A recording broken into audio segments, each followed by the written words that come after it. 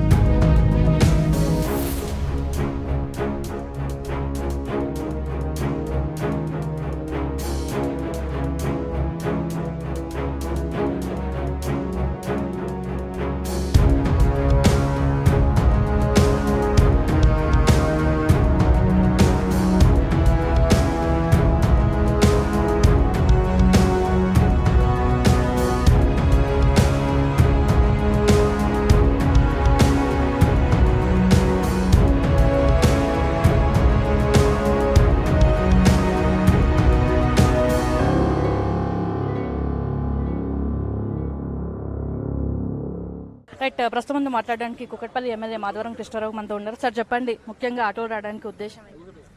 Auto కార్మికులను న్యాయం చేయాలని చెప్పి ఆలోచనతోనే ఈ మా ధారణ కనీసం గవర్నమెంట్ ద్వారా తెలియాలన్నటువంటి ఆలోచనతో ఉన్నాం. ఎందుకంటే ఆటో కార్మికులు ఎన్ని ఉద్యమాలు చేసినా కూడా పట్టించుకున్నటువంటి పాపన లేదు ప్రభుత్వం.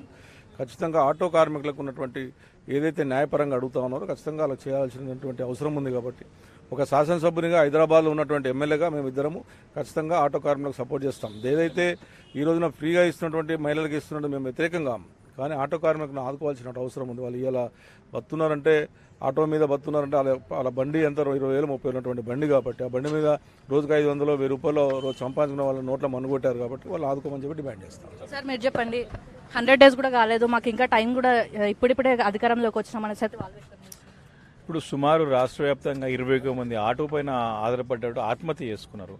అంటే వీరు ప్రాణాలకి విలువ లేదా? అంటే వాళ్ళకి సంవత్సరాలు కావాలి, ఇంకా కార్మికులు చనిపోవాలి వాళ్ళ అర్థం. కాబట్టి వాళ్ళు తీసుకున్నటువంటి నిర్ణయం అవగాహన రాహిత్యం, అనుభవ రాహిత్యంతో తీసుకున్న నిర్ణయంతో ఈరోజు 6 లక్షల మంది కార్మికులు రోడ్డున పడుతున్నారు. కాబట్టి దానిపై తక్షణం స్పందించాలని చెప్తున్నాను. దీనికి 100 రోజులు 10 రోజులు తేడా కాదు కదా. కాబట్టి ఏ నిర్ణయం తీసుకున్నా ఆలోచన చేసి తీసుకోవాలి. దాని యొక్క పర్యవసనాలు, దాని యొక్క ఎఫెక్ట్స్ ఏముంటే చూసుకుని ఆలోచన చేయాల్సిన అవసరం ఉంది. కాబట్టి ఈరోజు మేము కోరుతా ఉన్నాం, డిమాండ్ చేస్తా ఉన్నాం. ఎస్, ఈరోజు బడ్జెట్ పెడుతున్నారు కదా రేపు బొట్టాంగన్ బడ్జెట్, దాంట్లో కార్మికులకు ప్రతి కార్మికునికి ఆటో కార్మికునికి 10,000 రూపాయలు మేము భృతి చేయాలని డిమాండ్ చేస్తా ఉన్నాం. కాబట్టి ఈరోజు వారికి సంఘీభావంగా, వారికి ధైర్యాన్ని ఇచ్చే విధంగా మీరు ఆత్మహత్యలు చేసుకోవద్దు. బీఆర్ఎస్ పార్టీ మీరు, ఎందుకంటే తెలంగాణ ఉద్యమంలో క్రియాశీలక పాత్ర పోషించిన వాళ్ళందరూ కూడా, కాబట్టి వారికి అండగా ఉంటాం మేము. ఆ పార్టీ వారి యొక్క భాగస్వామ్యం తెలంగాణ రాష్ట్రంలో ఏర్పడంలో, కాబట్టి వారికి అండగా ఉండాల్సిన బాధ్యత మా పార్టీ పైన ఉన్నది. వారి కాంగ్రెస్ పార్టీకి లేదు. కాబట్టి అందుకే వారి కళ్ళు తెరిపించడానికి ఈరోజు ప్రయత్నం చేస్తున్నాం. నిన్న కేసీఆర్ ఫస్ట్ డే డుమ్మా కొట్టిండు, ఎందుకని చెప్పేసి కూడా అడుగుతున్నారు. ఎస్, మా పార్టీ ఉపనాయకుడు ఉన్నాడు, వస్తాం, మేము మాట్లాడదాం, వాయిస్ వినపెడతాం. వారు ఎంతో అనుభవం ఉన్న నాయకుడు, అపారమైన అనుభవం ఉన్న నాయకుడు, తప్పకుండా వారికి సూచన సలహాలు ఇస్తాం. కాబట్టి తప్పకుండా వారి ప్రతినిధులం మేమందరం కూడా. డుమ్మా అనేది ఇమ్మా అనేది ఉండేది రాజకీయాలు. ఈ యొక్క ప్రజాస్వామ్యంలో, ఈ డెమోక్రటిక్ సిస్టంలో మనకు ఉన్నటువంటి మా ఒక వాయిస్ వినపడతాం కదా. కేసీఆర్ వాయిస్ మేము ఉన్నాం కదా అందరం కూడా. వారికి ఇప్పుడున్న స్థాయికి మేము సరిపోతాం, వారి అవసరం లేదు. అవసరం ఉన్నప్పుడు వస్తారు వాళ్ళు. ఆయన కూడా బాగాలేదు కదా తల్లి, వాళ్ళకు కూడా సీట్ ఉండాలి, కూర్చోవాలి కదా. ఆయన కూడా సీట్ మీద కూర్చున్నట్టు అవసరము, టైం కట్టాలి కదా. పెద్ద ఆయన చాటేసారు అనేసి వాళ్ళు అంటారు. ఎవరు ముఖం సాటేస్తారో తెలుస్తుంది తల్లి తొందరలో. ఎందుకు వాళ్ళు 100 రోజులు అడుగుతుందో 100 రోజులు ఒప్పుకు పడదాం, ఇటువంటి గరీబ్ వాళ్ళకు ఆదుకుందాం.